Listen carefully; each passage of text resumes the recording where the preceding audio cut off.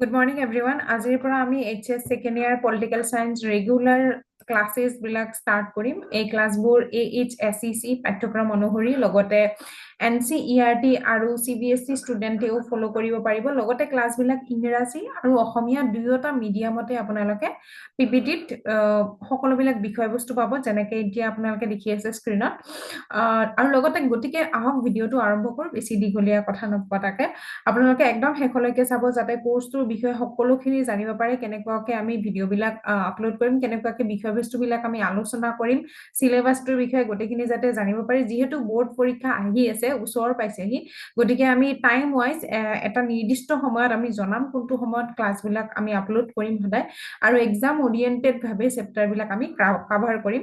তেতিয়াহ'লে আহক আমি এতিয়া বিষয়বস্তুবিলাকৰ বিষয়ে জানো। So, introduction to HS second year political science, দ্বিতীয় বৰ্ষৰ দ্বিতীয় বৰ্ষৰ ৰাজনীতি বিজ্ঞানৰ বিষয়ে AHSEC NCERT বা CBSE সিলেবাছৰ ওপৰত বেছ কৰি যিটো আমাৰ সিলেবাছ ফলো কৰা হয় মেইনলি, গতিকে আৰু কমপ্লিট সিলেবাছটো ইয়াতে কাভাৰ কৰা হ'ব। এই চেনেলটোত ইংৰাজী আৰু অসমীয়া মাধ্যমত কাভাৰ কৰা হ'ব।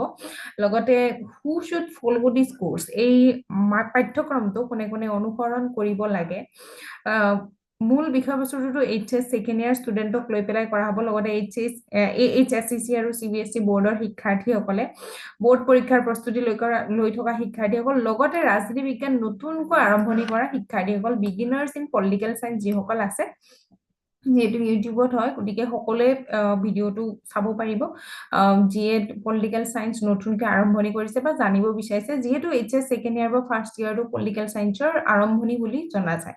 So how to follow the classes? 6:45 PM to almost 6 to 7 বা 7:30 ভিতৰত আমি ভিডিঅ'বিলাক আৰম্ভ কৰিম বা ক্লাছবিলাক আমি আপলোড কৰিম চেনেলত, গতিকে সেইটো সময়ত আপোনালোকে চাব পাৰিব। ফলো ভিডিঅ'জ ইন অৰ্ডাৰ, ভিডিঅ'সমূহ ক্ৰম অনুসৰি চাব, লগতে নোট কৰিব ইম্পৰ্টেণ্ট বিষয়বিলাক, যিবিলাক গুৰুত্বপূৰ্ণ বিষয়বস্তু আলোচনা কৰিম। কিছুমান এনেকুৱা বিষয় থাকে প্ৰত্যেক পৰীক্ষাতে যিবিলাক বস্তু কি হয় প্ৰত্যেকবাৰে কি হয় আহি থাকে, বাৰে বাৰে আহি থাকে, ৰিপিট হয়, তেনেকুৱা বস্তুবিলাক ৰিভাইজ কৰিব লাগিব, নিয়মিতভাৱে পুনৰাবৃত্তি কৰক একেটা বস্তু। গতিকে তেনেকুৱা বস্তুবিলাকৰ বিষয়ে আমি আলোচনা কৰিম, বিশেষকৈ এক্সাম ওৰিয়েণ্টেড হিচাপে আমি ভিডিঅ'বিলাক আপলোড কৰিম। আৰু আপোনালোকৰ যদি কিবা ডাউট থাকে সুধিব লগা, তেতিয়া আপোনালোকে কমেণ্টত সুধিব পাৰিব। যিকোনো সন্দেহ থাকিলে মন্তব্যত আপোনালোকে কমেণ্টত জনাব পাৰিব।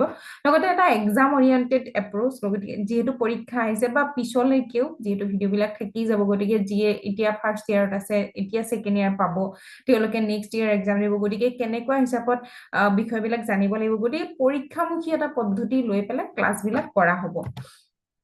এতিয়া আমি জানো আহক কন্টেন্টছ বা বিষয়বস্তুখিনিৰ বিষয়ে, কেনেকুৱা ধৰণৰ বিষয়ক লৈ পেলাই আমি আলোচনা কৰিম।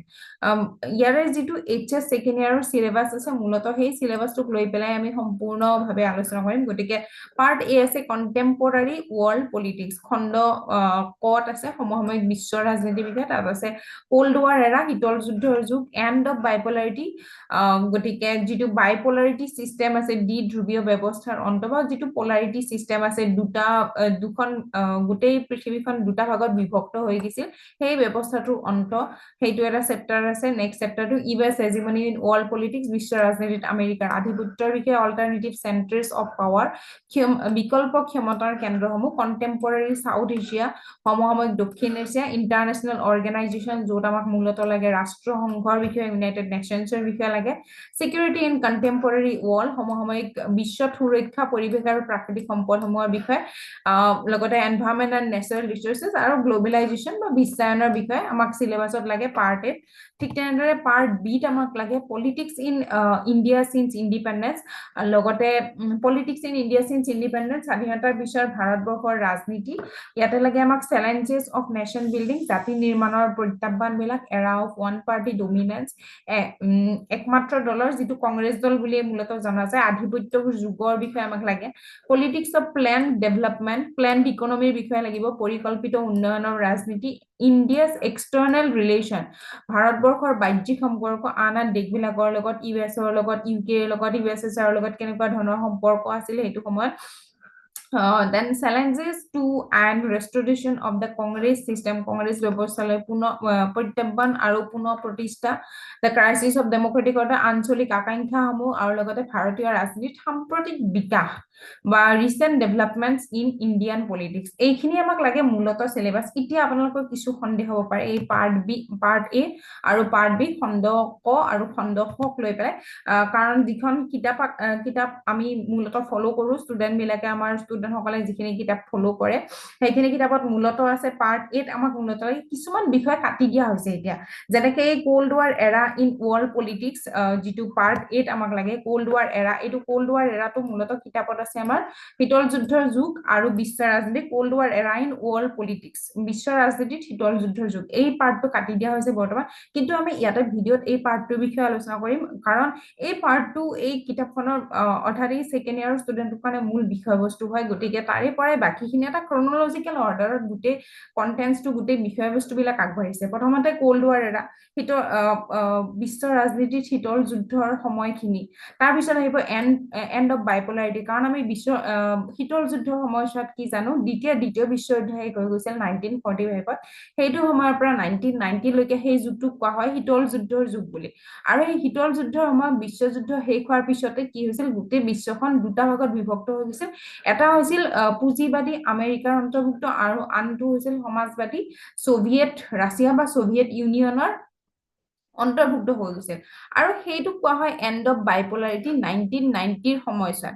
গতিকে আমাক শীতল যুদ্ধৰ যুগটোৰ বিষয়ে আমি আলোচনা কৰিম, যদিও এতিয়া চিলেবাছৰ পৰা সেইটো কাটি দিয়া হৈছে। নেক্সট যিটো আছে US dominance in world politics, এইটোতো আমাক লাগিবই, ইম্পৰ্টেণ্ট হয়। অল্টাৰনেটিভ চেণ্টাৰ্ছ অফ পাৱাৰ বা ক্ষমতাৰ বিকল্প যিখিনি আছে সেইখিনি বিষয়ে আমি আলোচনা কৰিম, যেনে এছিয়ানৰ আৰম্ভণি হ'ল সেইটো সময়ত। ঠিক তেনেদৰে আহিব আমাৰ ইয়াতে লাগিব ইণ্টাৰনেশ্যনেল অৰ্গেনাইজেশ্যন বা আন্তঃৰাষ্ট্ৰীয় সংগঠনসমূহৰ বিষয়ে আমি আলোচনা কৰিম। ইউৰোপিয়ান ইউনিয়ন আছে, আমাৰ ৰাষ্ট্ৰসংঘটো আছেই মূলত 1945তে যিটো এষ্টাব্লিছ হৈছিল, লগতে world trade organisation, world bank, যিখিনি ব্ৰিটেনৰ ইনষ্টিটিউশ্যন আছে সকলোবিলাক আমি আলোচনা কৰিম। লগতে চিকিউৰিটি ইন কণ্টেম্পৰেৰী ৱৰ্ল্ড, সমসাময়িক বিশ্বত সুৰক্ষা ৰাজনীতি। গতিকে এই এনভাইৰনমেণ্ট এণ্ড নেচাৰেল ৰিচোৰ্চেছ, এনেকুৱা ধৰণৰ কিছুমান বিষয় ইয়াতে কাটি দিয়া হৈছে। বিশ্বায়নটো এতিয়াও লাগিব, গতিকে এনেকুৱা ধৰণৰ কিছুমান বিষয় কাটি দিয়া হৈছে, বাট ইয়াতে আমি আলোচনা কৰিম। যিহেতু ভিডিঅ' হয়, গতিকে ইয়াতে আমি সকলোখিনি বিষয়ে আলোচনা কৰিম। আপোনালোকক যিখিনি বিষয় লাগিব চিলেবাছ, আপোনালোকে এক্সাম অৰিয়েণ্টেড হয় বুলি ভাবে সেইখিনি বিশেষকে গ্ৰহণ কৰিব আৰু নোট কৰি যাব। আৰু যিখিনি বস্তু নালাগে বুলি ভাবে সেইখিনি বস্তু আপোনালোকে নোট নকৰিলে হ'ব, জাষ্ট শুনাটো ইম্পৰ্টেণ্ট। কাৰণ কিয় পৰীক্ষাত কি আহে আমি একো নাজানো। পৰীক্ষাত কেতিয়াবা কেনেকুৱা হয় যে কিমানখিনিনো ষ্টুডেণ্টে পঢ়িছে সেইটোৰ ওপৰত ভিত্তি কৰি পেলাই তেনেকুৱা হিচাপত এটা এক্সাম অৰিয়েণ্টেড ধাৰণা লৈ পেলাই কেতিয়াবা অকণমান চিলেবাছৰ পৰা আঁতৰত বা পুৰণি চিলেবাছৰ ওপৰত বেছ কৰি এটা দুটা কুৱেশ্যন দি দিয়ে। চ' শুনা টাইম আমাৰ একো আপত্তি নাই, এটা ক্লাছ শুনাত 45 মিনিটছৰ বা আধা ঘণ্টাৰ ক্লাছ এটা শুনাত একো আপত্তি নাই। আধা ঘণ্টাৰ ওপৰত ক্লাছ নাযায়, আপোনালোকক মই কৈ দিছো, প্ৰত্যেকটো ক্লাছ আধা ঘণ্টাৰ ভিতৰতে হ'ব। শুনাত একো আপত্তি নাই, শুনিব পাৰে দিনটোত, গা ধুই থাকোঁতেও, ভাত বনাই থাকোঁতে বা ভাত খাই থাকোঁতে আপোনালোকে শুনিব পাৰে, একো আপত্তি নাই। বা বাহিৰত ওলাই গৈছে, ফুৰিবলৈ ওলাই গৈছে, সেইটো সময়তো ইউটিউবৰ ভিডিঅ' এটা শুনাত একো আপত্তি নাই, শুনি যাব ধুনীয়াকে আৰু চাই যাব। যিহেতু পিপিটি গোটেই থাকিব, আপোনালোকে স্ক্ৰীনশ্বট মাৰি ল'ব পাৰে পিপিটিৰ পৰা, আপোনালোকে তাৰ পৰা পঢ়িব পাৰিব আৰামছে। গতিকে বুকটো খণ্ড খত যিটো আমাক লাগে, স্বাধীনতাৰ পিছৰ ভাৰতবৰ্ষৰ ৰাজনীতি, গতিকে ইয়াতেও কিছুমান বিষয় কাটি দিয়া হৈছে, কিন্তু সেইবিলাকৰ বিষয়ে আমি আলোচনা কৰিম। বাট আৰু ইয়াতে মই দিওঁতে কিছুমান বস্তু অকণমান বেলেগকে লিখা হৈছে, যেনে ইয়াতে আমাক লাগে এৰা অফ ওৱান পাৰ্টি ডমিনেন্স, বাট ইয়াতে মই দি দিছো চেলেঞ্জেছ অফ নেশ্যন বিল্ডিং, এইটোও দি দিছো মই, জাতি নিৰ্মাণৰ প্ৰত্যাহ্বানসমূহ।